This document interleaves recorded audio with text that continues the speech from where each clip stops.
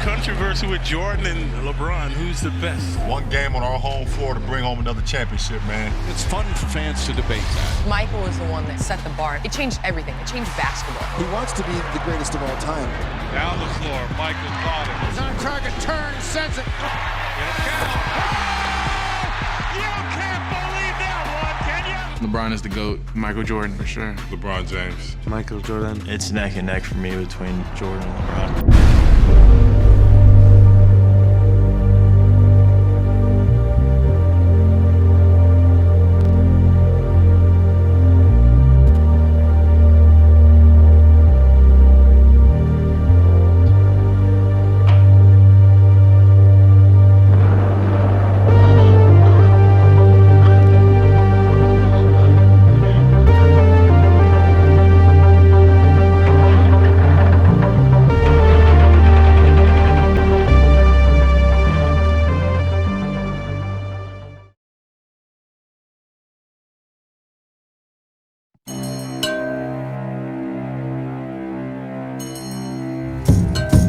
Satanists have an affinity towards the exceptions rather than the rules, the abnormalities in favor of the normal.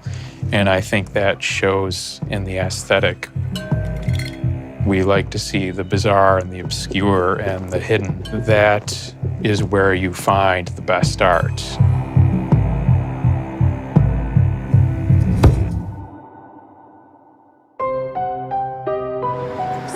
Bridge Street in Salem, an old Victorian house, once a funeral home. Now the new headquarters for the Satanic Temple, according to their website, a nationally recognized religious and political group.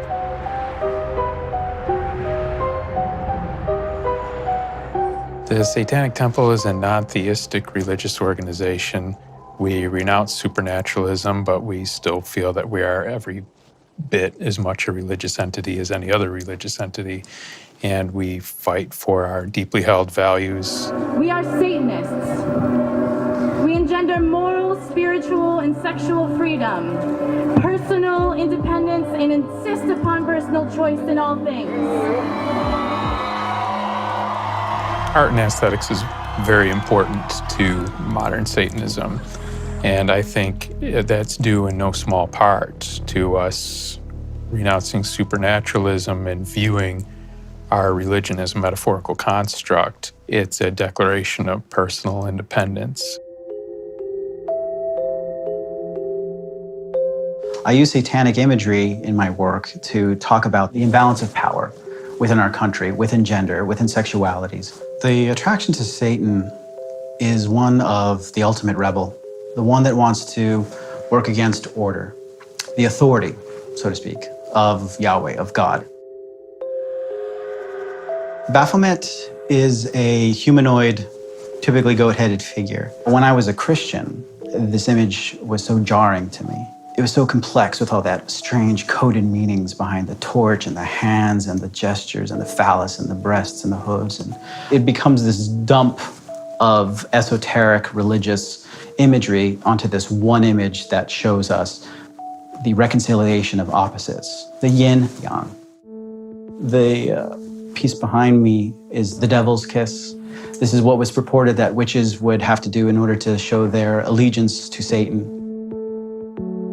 I very much love the dialogue of racialization of Satan throughout history. He was given an aquiline nose to represent very Semitic features, and he was also given blue skin or black skin to represent that as well. And so it was kind of Europe's interpretation of being anti-Semitic and also anti-black. So Satan is, in modern incarnation, is less of this biblical figure and more of this like, well, we think this group of people are the devil. But in my world, he has power. And so he's enjoying the hell out of it.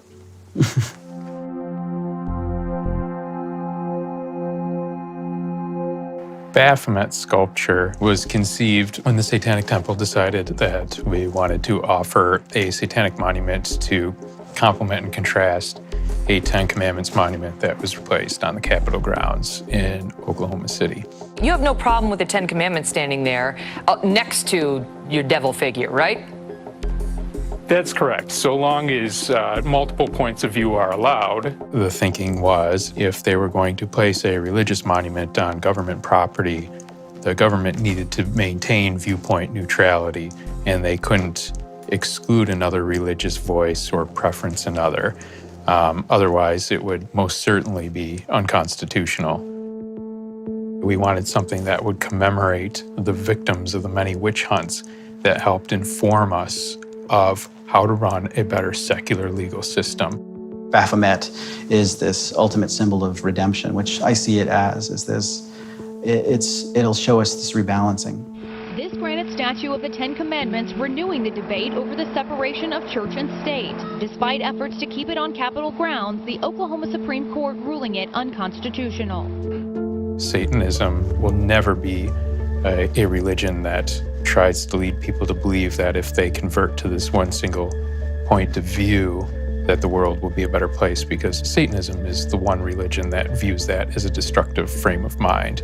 And we embrace the fact that we live in a world where there's multiple differing points of view. I don't know who shot a shot here. This is old Goat James. Oh, okay.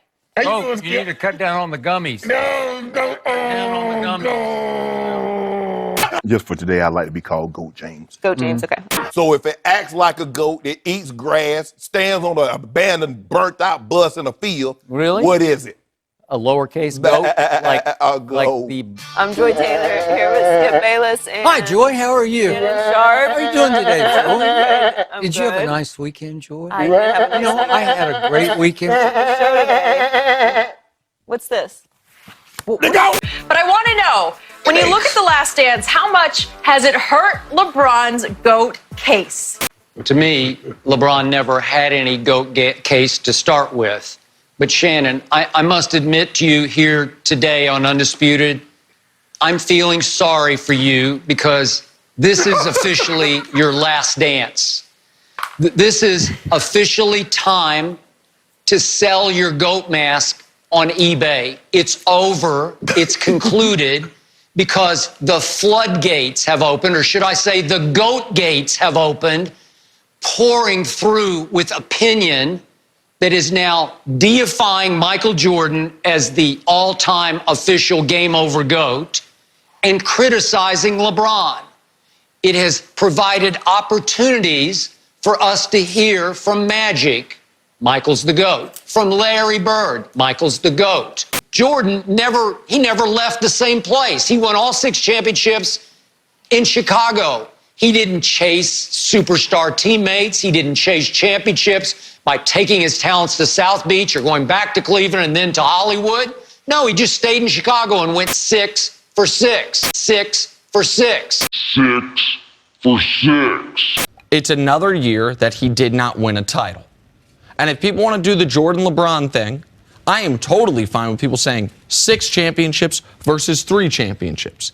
It's the back end of the conversation where we include finals losses, but not first, second, or third round losses that I find so intellectually dishonest, it makes me uncomfortable. The idea that LeBron would have been better off when he was down 3-2 against Boston and not in the final 2 games of that series, averaging 41, 13, and 9 to get his team a home winning Game 6 and a road winning Game 7, because then he'd still just be 3-5 in the finals, I find to be laughable and intellectually dishonest.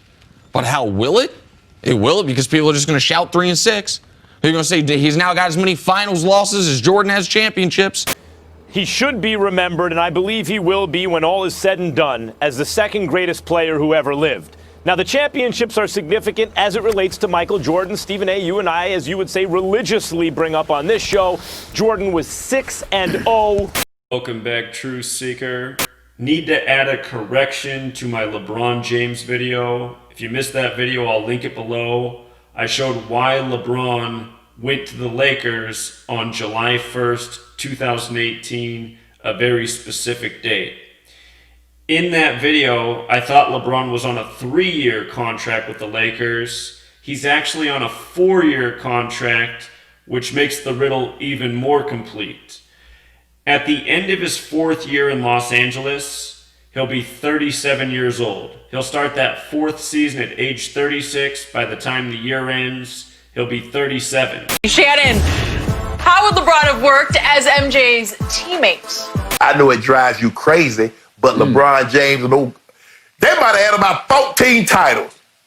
14. LeBron gets there at 87 like Scottie Pippen, so 88, 89, they didn't run out about 10 or 11 straight. Wow. I mean, to hear LeBron say that, Skip, I mean, obviously you're like, yeah, it would have been great to play with Magic or play with Bird, but I don't know if I've ever heard of a historically great player saying they would have loved to have played with another great player. But I would have loved to have seen it, but then I wouldn't get an opportunity to see GOAT in its purest form. I mean, I would not have got an opportunity to see the big GOAT. You know, like Edie was talking about the one with the horn, the big horn, like old GOAT James be having on the side of his head. I wouldn't have got an opportunity to see that, Skip. And I'm predicting LeBron misses the finals his first season with LA, then goes the next season, and I'm now thinking he's going to go to 3 straight finals to close out his career.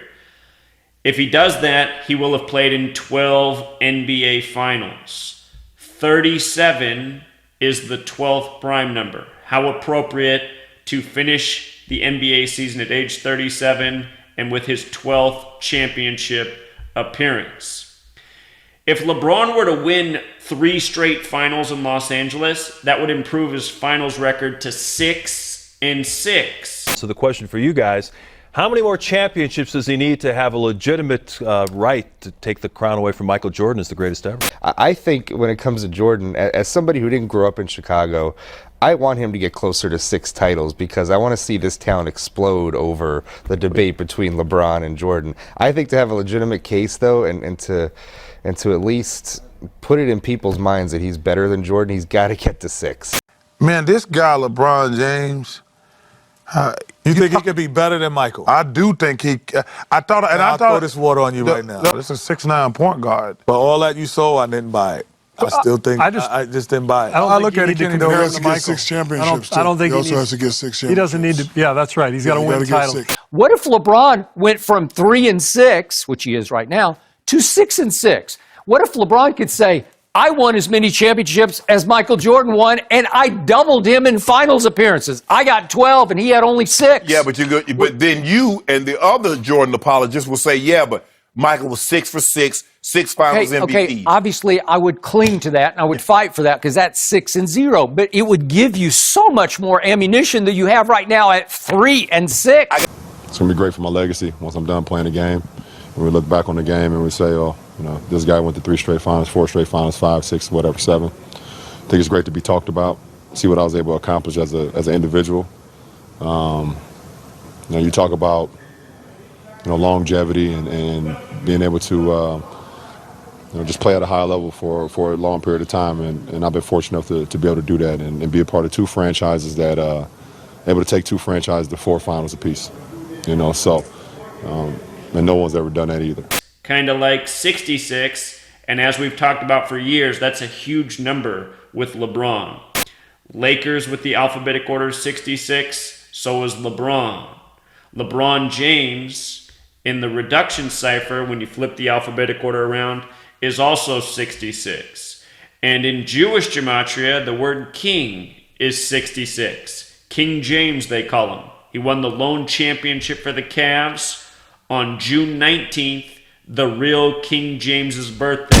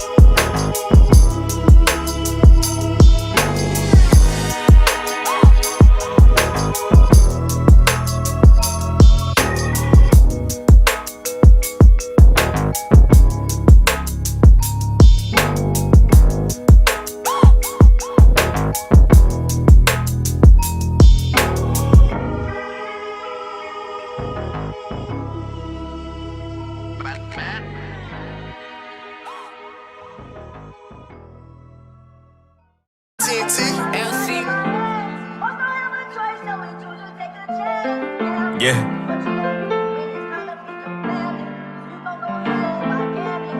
If it was easy, everybody would do it. I got a lot on my plate, everybody can't chew it. Feel like hard times chose me, I know I ain't choose it, but God only put it on me cause he know I can do it. No religion still the truest. I'm Saul, Peter, Judas. I'm Adam in the garden. God, sorry I was ruthless.